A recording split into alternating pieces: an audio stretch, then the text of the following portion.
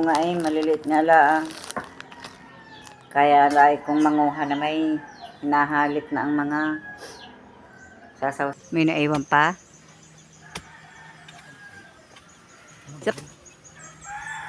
Ay baka sabi marami din nga aray. Marami rin na nakuhang iyo.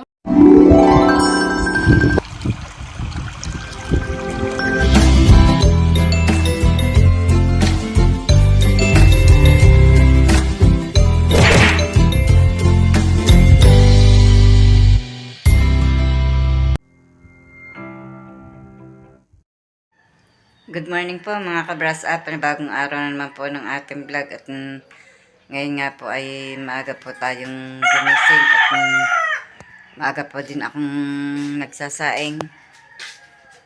Nagsasaing na po ako at sa awa po ng Diyos si tatay Roman po ay mag-uutay na po uling magtrabaho at nag-apply po siya doon sa Batulaw. Ay awa po naman ng Diyos ay natanggap, kaya ngayon po siya ay mag-uumpisa na po pumasok ulit. Ay po yan, maaga po akong nagsasaing. Sa awa po ng Diyos ay may kaunti na po uling pagkikitaan. Alangan pong hindi magtrabaho at marami pong pangangailangan na hindi po mabili at wala pong pambili. At may baboy din nga pong pinakakain. Kaya tsaka ang tao po wala din pong kakainin pag hindi po kumilos. Kaya kailangan po gumalaw po ng kahit papaano. Siguro naman po hindi lingid sa inyo na si Tatay Roman po babago pong galing. Kaya lamang po kailangan po talagang magtrabaho at mahirap po yung naasa na lamang po sa iba. Sa tulad po ng aming mga anak, wala din naman po nga pinagkukunan, kaya kundi po construction din lamang. Nakakaawa naman po. Kaya yun, mag-uutay na nga po siyang magtrabaho.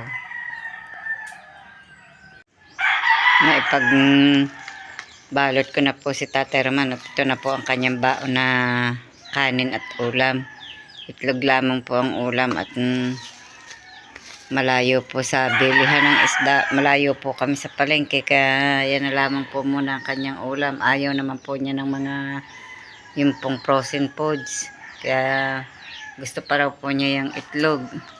At ako naman po magkakape po muna.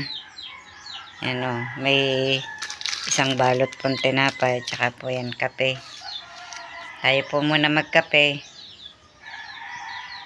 Mamaya po ay gagawa na ng mga dapat gawain. Kape po muna tayo. At maya-maya po magwawalis na, magpapakain ng baboy, magpapatoka ng manok. At yan po si Tatay Roman, nag-aayos po ng kanyang gamit.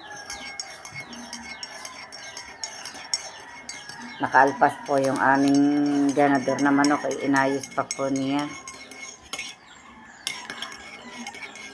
Tulugan pa po mga bata namin kasama.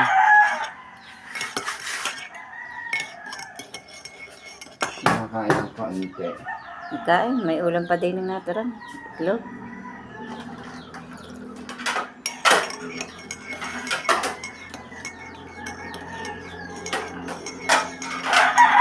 Patay pala muna ang ilaw at liwanag na po.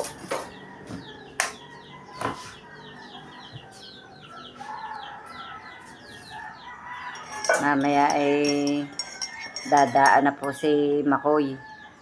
Si Makoy po ang kasama ng Tatay Roman sa pagpasok.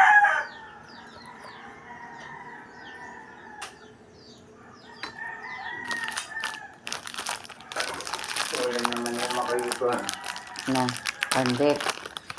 sardinas na may sayote. Kaya ako mga sayote. Ay, bakit? Yung... Ito yung... Nanimot doon sa ilalim. Oo. Lagar na naman kalalaki. Kaya nga, sa may bunga maliliit nga lang.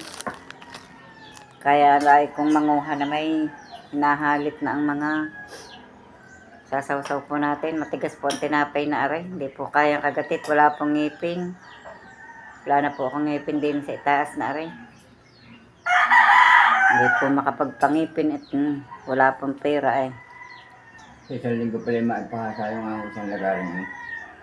Yung maliit. Lumambot na maisaw-saw.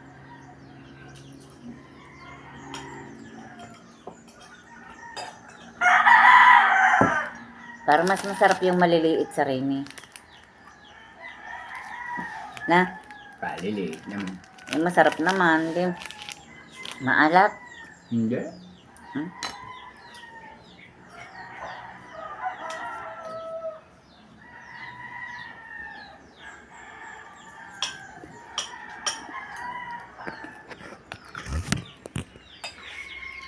Basta po naman Kain po kayo. Kakain ng konti at baka po malipasan na naman ang gutom. Ang ulam po ay itlog. Kahit muna po sa itlog talagang may kita pong 2 buwang walang trabaho. Magtatatlong buwan na po. Ay nagkasakit pa nga po. Ngayon po naman niyawa ng Diyos maigi-igi ng katawan magtatrabaho muna po at wala na po talagang pagkunan. Wala na po maibili ng bigas at gamit po sa bahay. Pambili po ng pakain ng baboy wala na rin. Nagkasabay-sabay na nga pong naubos. Hirap po. Wala po naman sa initan. Mahirap po talaga ang mahirap. Talagang kailangan ikaw ang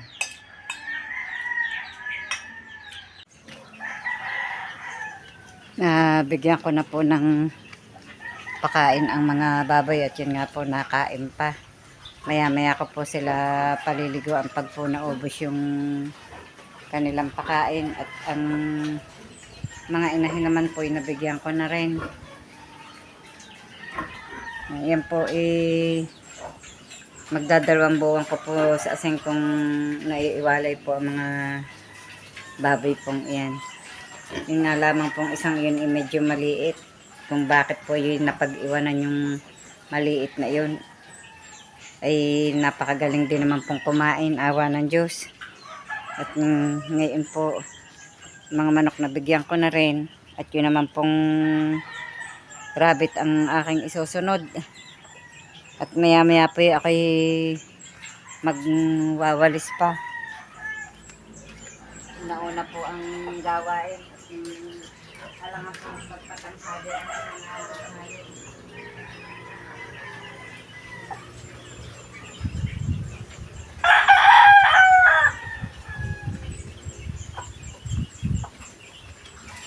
Ito nga po at bibigyan ko po ng pakain ng rabbit.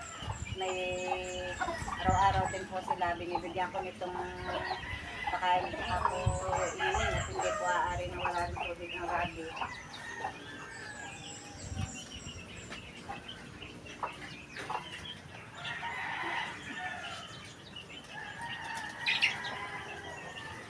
Basta po umaga, madaming trabaho. Ayun, pakain mo yun.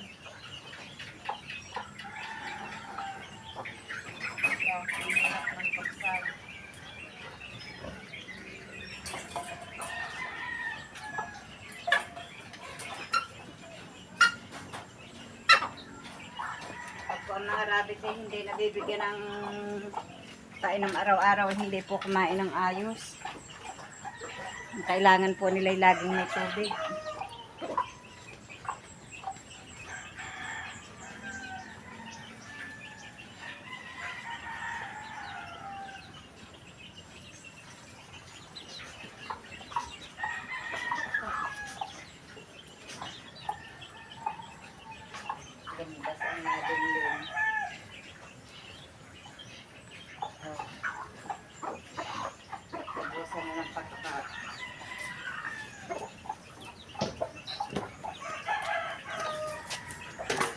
pagwawalis naman po ang isusunod.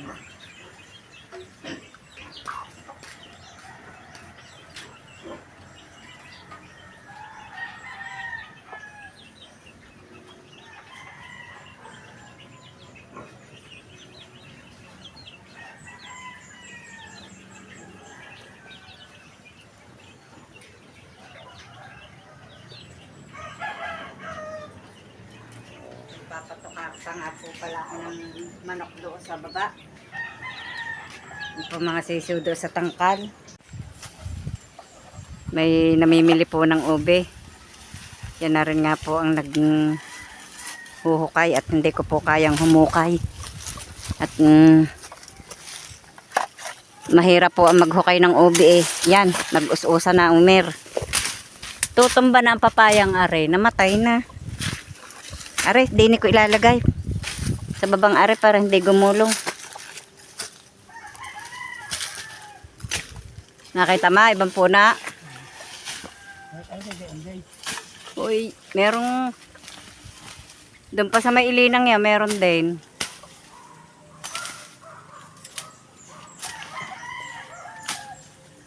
Tagal pa ako bago makapagkita ng ube.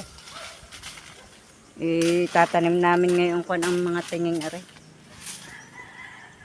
Doon sa ilayang yan, meron pa rin. Sana yung inuna natin na sa ilalim. Wala, di nung napapunta. Kaya nga. Yan ang maalwang gamitin niya, asada. Ano? Magaan. Ha? Oo, hanggang doon yun eh, meron eh.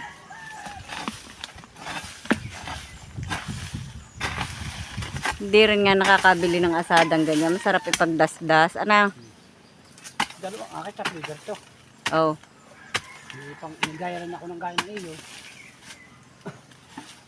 Yung asarol na yun kaya nakahanda eh pag umulan.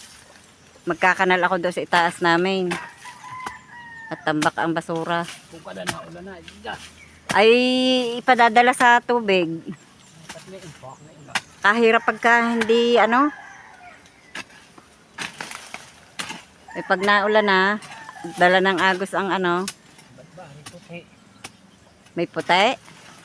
Ba't nga gayon kahit ubi mong itanim may kuwan. Merong puti ang nagiging laman. Kaya nag-uumpisa ka na yung tabi, wala. Ayun naman. Sasabihan mo pa eh, alam naman ngang hindi po pwede magtanim ng tagliwanag. Nilalagyan pa yan ni Roman ng uling.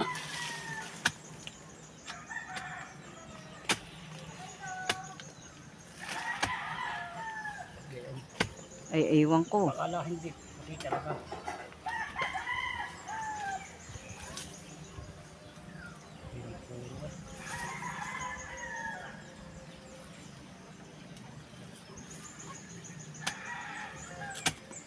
May naiwan pa.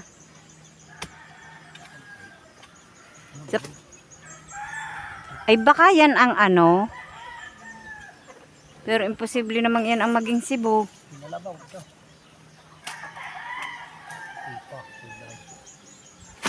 Hindi ariyan. Hindi are. Yan na may kinukulayan. Nilalagyan ng food color. Yun pa yata. Yun nga. Meron yun sa may ilinang yun. Yun. Tingnan ko na ulit. Pero tagliwanag na yun. Ay hindi mo na muna hinaya. Tagliwanag. Bago mo rin. Yung gayo sa may ilinang yun. Kita ko ang puno eh.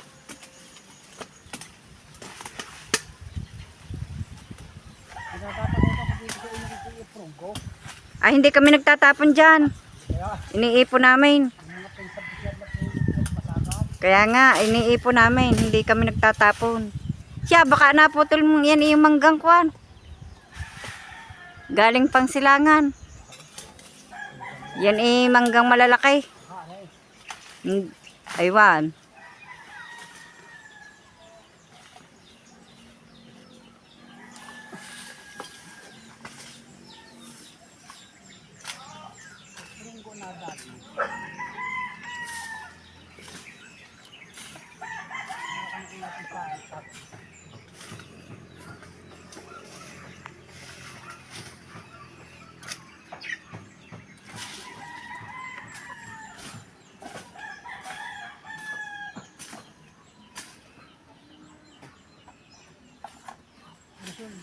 parang mandaog. Ha? Ano sa'yo daw? Si 600. Ano? 600. May mga kaltas pa. PhilHealth, PhilHealth, SS. Marami sila. Pag-ibig may SS.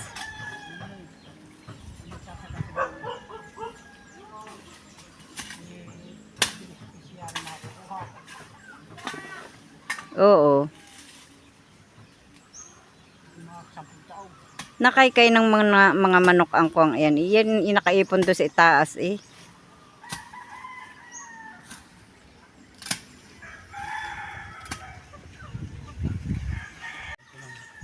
Sabi ni Jack. Wala na ga. Yan at bago na namin itanim. Tagliwanag pa ngayon eh. Sunod ka rin naman. Isa niyo. Oo, kung sunod ka.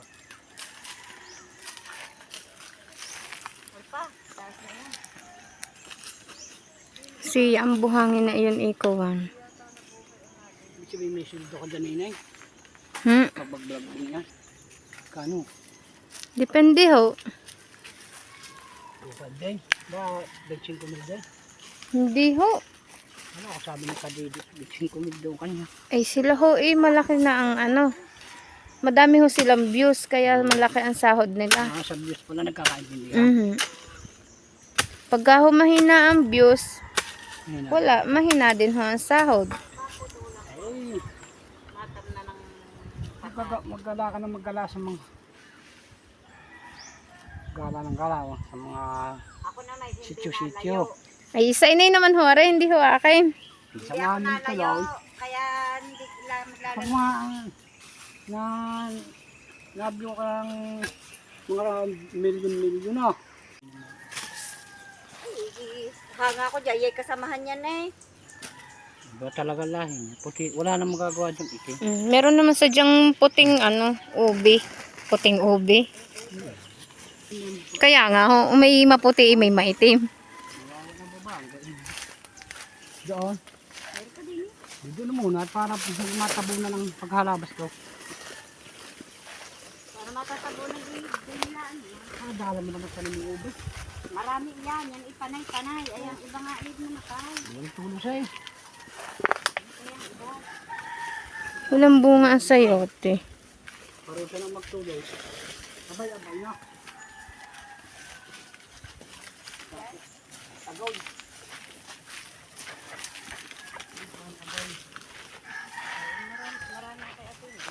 Hindi ba kamahal ito yun? Dini, meron din. Ay, parang mga maliliit ang ano dyan. At parang, Hindi ba kakabagay sa kay Abi na yan? ba't naman kami Hindi matama gayagayon. konti lang. Nakay. Konti lang ho. Wala pagkakaliliit na lamang. Oo, eh ako ganun may makakabangbang ng masyado. Eh, embaraso ko na may na. Saan na? Okay? Ang aking ginagayang ko.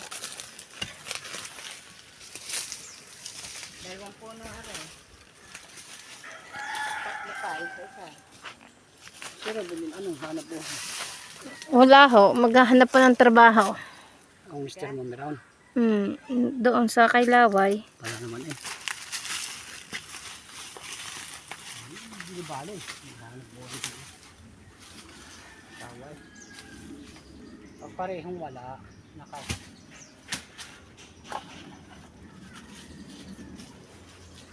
Parehong wala ay hihirapan na magulang na lumanilaw.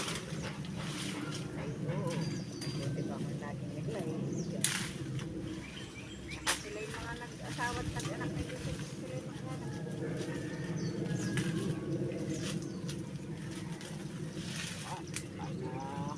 Wala pang asawa nagkakaunat buhay. Masipag naman ang unang asawa niya na nakasal. Pinatartaw.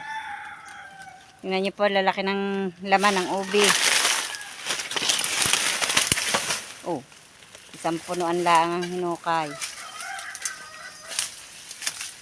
Baka rin may 30 kilos, ano? Yan po, mga kapanalig po. Kapanalig, kabras up. Nabras ang pala ang tawag mo. Mm. Hindi pa po tapos maghukay si Omer. Yan ang kuha. Nakikita ko kayo madidit. Ang lalaki po ng laman ay. Nakakatuwa. Ay baka ang isang ari may 10 kilo. Bigat. Ang laki.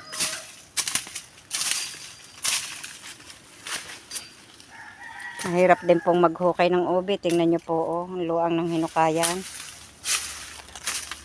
Kaya po, hindi ko kayang maghukay pagka ganyan na pong kalalaki, kalalalim. Hindi pa rin po naman kaya ni Tatay Roman maghukay ng ganyan. At medyo ang katawan po ay mahina pa yan. May mga turmeric pa po. Ang dami po ng... Ito po ay... Aring katabi ng hinukayan mong ari Omer ikwan ari batbat ng dilaw. Aring tabing ari Sa tidili nga pala nagpapahukay ng ng turmeric. Nabili ng 10 kilo.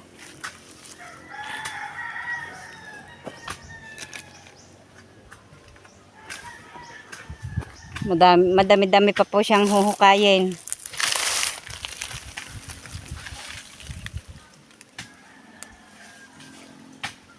Makikay mabagsakan ng niyog dyan. Ang katabi po ay puno ng niyog.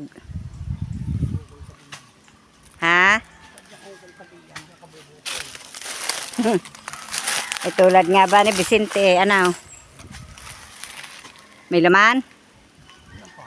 Maliit? Bata pa yan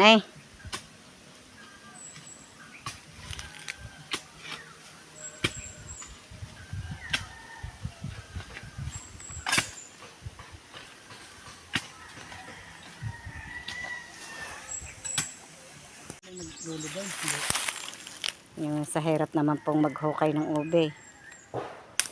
Sa init pang iyan. Yung malapad pala. Naipit nga ng ugat. Wala na. Yung inahin nga. Kung titingnan mo yung liit ng kwan, yung pala malaki ng laman, Matanda na.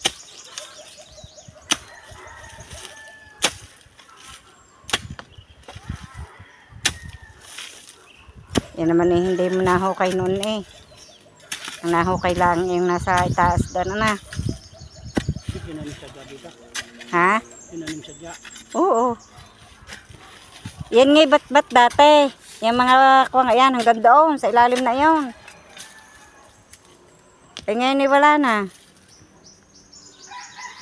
Kung napasik baga o kung yan, nadali na uli.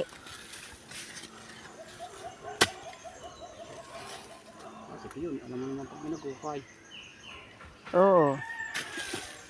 Malay mo tinabunan uli. Ay, ladas ko pa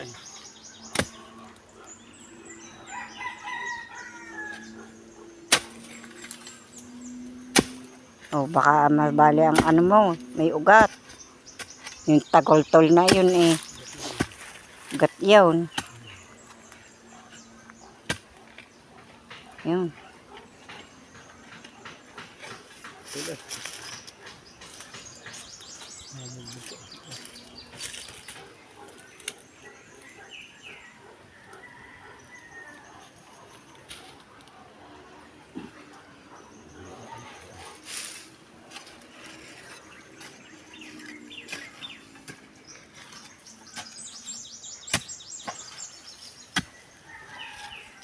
Malalalim ang kuwanang ube.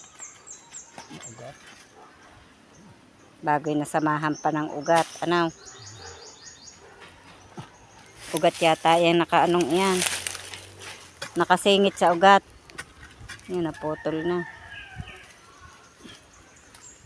Kung bakit sa ugat sumuot. sa ugat ng tanim ninyo tanim ninyo ugat na. Oo, malaki na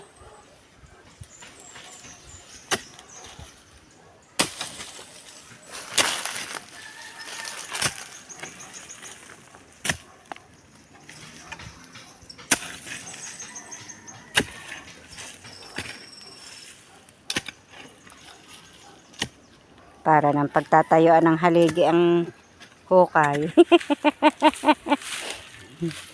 Pagtatayuan ng haligi.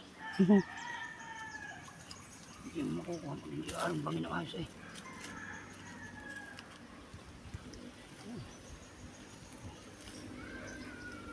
Yan na laang. Meron pa. May nakasingit pa. Ay, yan nga yata yung ubi pa. Yun pa nga.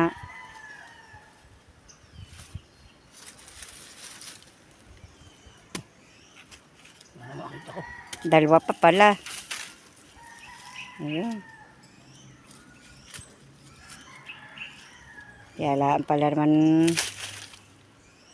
Bakit hindi pinagtas na yun? Hirapan ka pa. Dito ko lalagay yung bandang to. Isod-isod mo na. Sige, silalagin ko.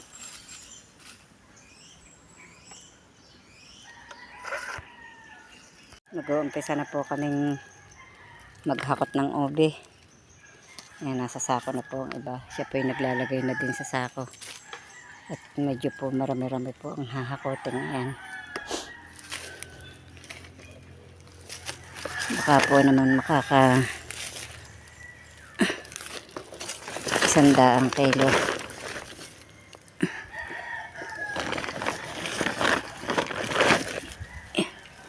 Tama na are, hindi po ako aari magdala ng mabigat.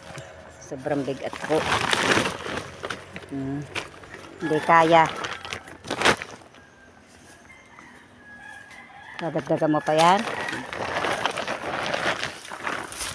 Akin itama na are. Uuna na ako pataas. Dadagdagan pa daw po yung kanyang dalang yan. Ang una na akong pataas. Yan na po yung hinukay po naming ube. Yan pa. Baka daw po yan eh makahigit 100 kilo. Nakaka-100 mahigit? Ayos din nga yan. Ari naman eh. Gusto ng panluto natin. Yun. Daming iyan. Ari daw po ilulutuin ni Robilyn. Igagata. Wala pang asukal. Wala palang Bigyan niyo asukal. akong pambili. Ibigyan niyo akong pambili pag nabenta niyo yung ube. Baka po daw may magi-sponsor ng ng asukal. Talsik ang kape.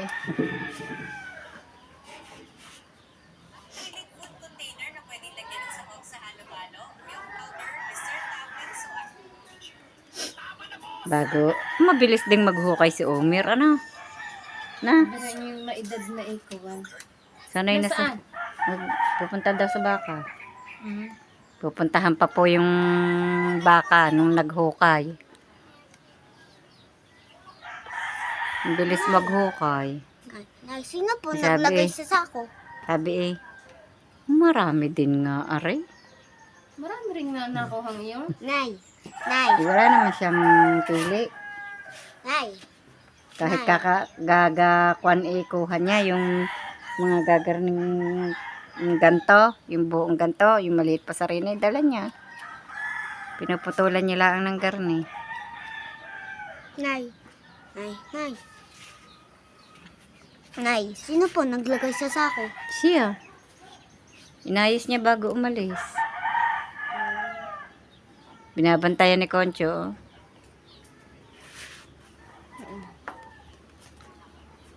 Ning dala ang tasang yan doon sa lababo. Dali, baka mabasag pa hindi yan. Dali mo yung tasa sa lababo. Pag mo babagsak.